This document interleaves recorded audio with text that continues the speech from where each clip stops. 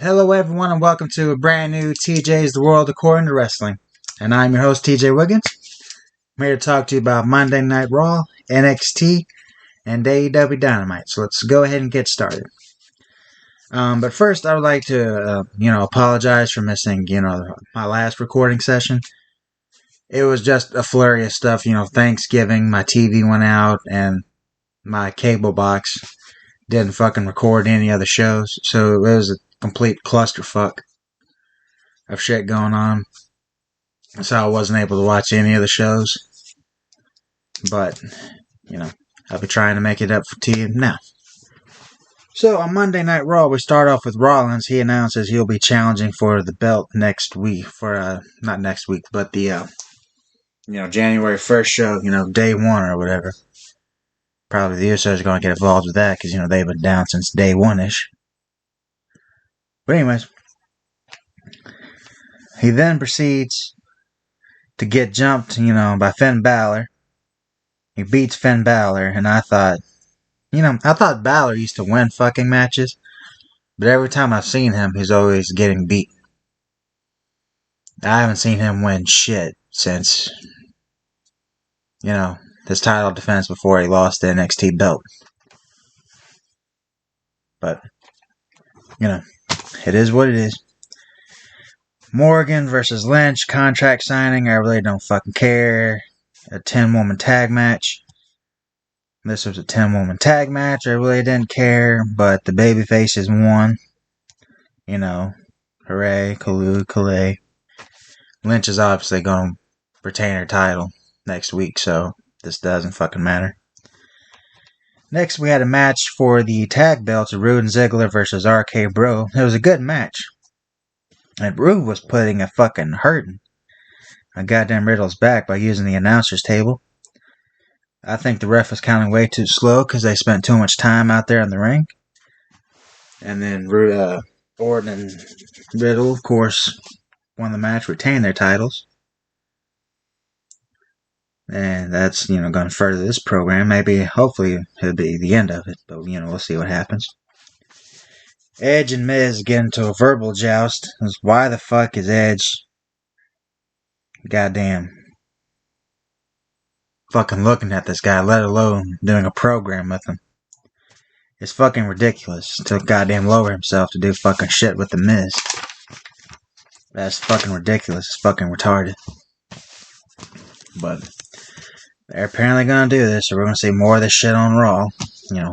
Buckle in. Next, we have the Street Profits. And they beat Styles and Omos. They're teasing some tension between Styles and Omos. Styles is asking Omos, why didn't you try to come in there and save me or help me? And Omos doesn't have an answer for it. Priest and Cruz have a match for the U.S. title. And that was a good match, too. Dabba-Kato tries to interfere, but he gets tossed out. And, Priest, he fucking goes off because, they got cheated on and got fucking booted out of the ring by Dabba-Kato. Priest completely loses his shit and he hits the Reckoning on Cruz to win. This is good, playing to the nice psychology that, Priest is a madman when he gets angry. And possible for you to fire to switch him heel at some point. That'd be fantastic. Let's see. Next we had Owens, versus Langston, and if he wins, he is added to the match for the WWE title at day one. Rollins comes out there for commentary during the match, and what do you know? He gets involved, and he gets Langston disqualified because he hits Owens first. So therefore, Owens wins the match, and he's therefore added into, the match, extending the program. And I hope to God one of them takes the fucking belt off of Langston. I don't care which one it is, but I want that belt fucking off of him. He's a goddamn goof and an idiot, and the fact that he's been world champion is absolutely insane. Next we go on to NXT. And this is lovely. Women's Brawl to start off. And it boils down to, Dakota Kai and Kylie Ray for the ladder match for the women's title. Not the women's title, excuse me. The women's advantage at War Games. And they do some, nice spots with furniture, to some ladders flipping around all over the place. And Kylie Ray wins, so therefore the women, the baby faces, get the advantage in the ladder match. And you can obviously tell who's going to win the main event on the men's side, even though you don't know who don't know the participant on the heel side, of NXT 2.0. They have, that's answered in this next segment of NXT 2.0, announces that the representative will be, Steiner in the main event to hopefully get the men's advantage in the ladder and the War Games match. O'Reilly and Wagner versus Del Fantasma. I'm just waiting for O'Reilly and Wagner to win. And what do you know? They did. They'll face Imperium for the tag belts because this was the number one contendership for the NXT tag belts. And they shouldn't do heel versus heel, so that's why O'Reilly and Wagner won. I'm just hopefully and desperately waiting for O'Reilly to have his contract expire so he can go join NXT. Not NXT, excuse me, AEW. And you can tell that they're trying to keep him by making him the number one contender for the tag belts, but there's no way in hell they're going to win. And Indy Hartwell and her stooge beat these two jobber crew. And yet again, they're teasing, her stooge turning on Indy because Indy's so heartbroken about her beloved still being injured that she doesn't even pay attention or care about the match. Which is okay and everything, but this is just a bunch of scripted bullshit. Why are you even there? Even fucking trying to wrestle if you're still goddamn worried about your husband. But, whatever. And then the main event, we had Gargano versus Steiner in the ladder match. And Steiner's already good, what he does. And, everyone knows when to pander to the crowd. Let's see, Steiner dumps Gargano out of the ring and climbs the ladder. He gets halfway up there. But he goes over to fight Johnny. Just fucking dives off the fucking ladder. They play on his inexperience. Just with him, making rookie mistakes of him not picking him up or throwing him, or the fact that he's, hitting him real hard and Gargano's going to the ground, but he doesn't, lay on him. He just lets him get back up and continues to do it again, which are inexperienced moves. And Steiner sets up a ladder. He goes over to the corner. And there's this big schmoz between Gargano and Steiner, to where Steiner actually does a fucking Frankensteiner. That's absolutely amazing. Then Steiner wins the ladder match. Just goddamn go ahead and call him a fucking Steiner, man. This is absolutely fantastic. So the men, the NXT 2.0, the heels in this group, will have the men's advantage going into the War Games. And next we go on to AEW. Hangman comes out there for commentary for Bryan Danielson versus Alan Angels of the Dark Order. And Danielson starts off by schooling Angels on wrestling. He's putting on, many holds to show him up. And Danielson does a nice chop and kick combination in the corner. And the way he gets the fucking crowd to boo him, he's goddamn playing them like a fiddle, and that's fucking amazing to see. Then Bryan hits, the knee lift on Angels, which should have been the finish, but Danielson just says, no, I'm not done. I'm not punishing this punk yet.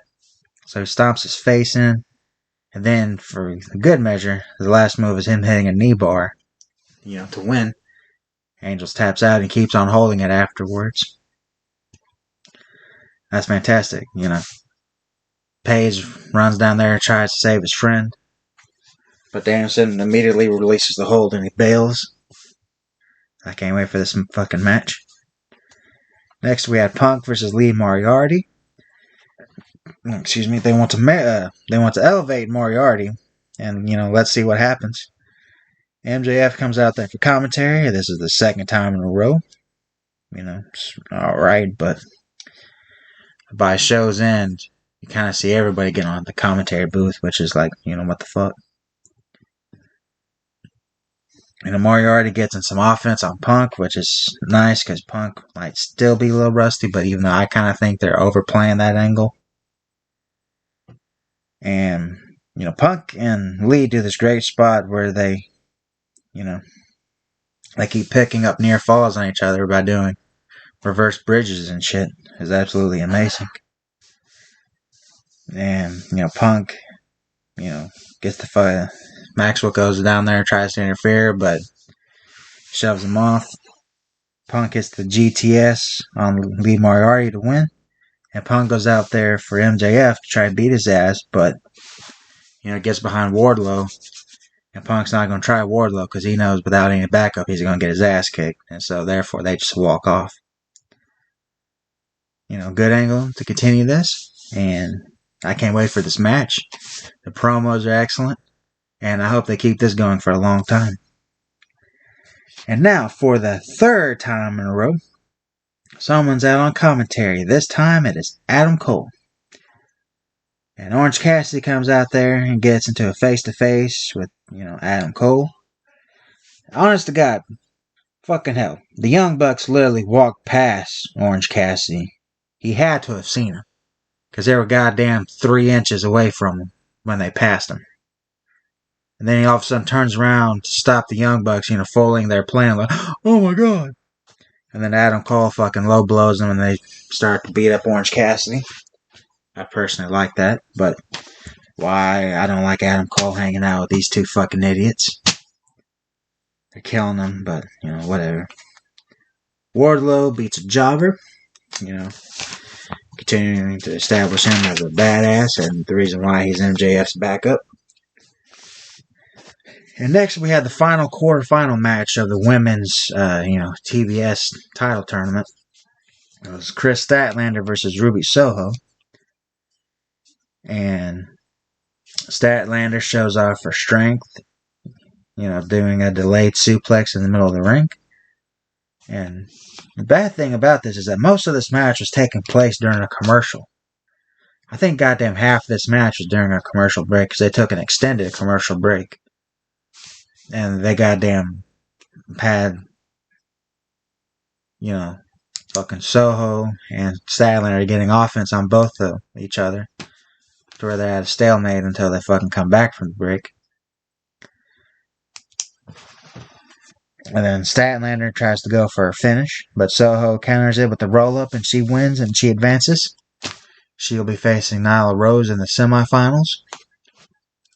And I believe that Nyla Rose would win that match because I think Thunder Rosa is going to beat Jade Cargill. Because I fucking love Thunder Rosa. She is beautiful. She's amazing. She knows how to wrestle. I think Thunder Rosa is going to win this tournament. She faced Britt Baker and the rematch of the fucking, lights out, furniture fiasco back in March. Oh god, and the main event, which is Cody versus Andrade. Atlanta street fight. The crowd fucking hates Cody. Dear God, they booed the living shit out of him. My God. If they literally can get close to Cody, I thought they would have stabbed him. But the match is complete trash. There's furniture being thrown all over the ring. Andrade does a split-legged moonsault onto a chair. It was good, fantastic. But they should have put Andrade out too. There's all kind of furniture being thrown around. Cody, honest to God, uses a chain to the face and still doesn't beat him. He gets a 2 count. What the fuck is going on here? This is absolutely insane. And Cody literally pulls out a golden shovel and the crowd is chanting, "We want tables." He never uses the fucking shovel on Andrade, thank God. That's a reference to fucking Triple H, as always. Brandy Rhodes literally comes out of nowhere, disguised as a fan.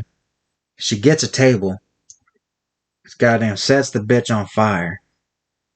And then Cody fucking does reverse DDT, which I believe is like a flipping, Cody cutter or whatever. And he wins the match. This is the most self-indulgent bullshit I believe I've ever seen in a fucking wrestling match. I think I would have stormed the goddamn fucking ring. Because Cody and Brandy should be fucking heels with the way they goddamn act with this self-indulgent crap. But, it is what it is. And thank you all for listening, everybody. Don't forget to like, share, and subscribe. Leave a comment down below. Turn on the notifications bell. And I'll see you all next time. Bye-bye.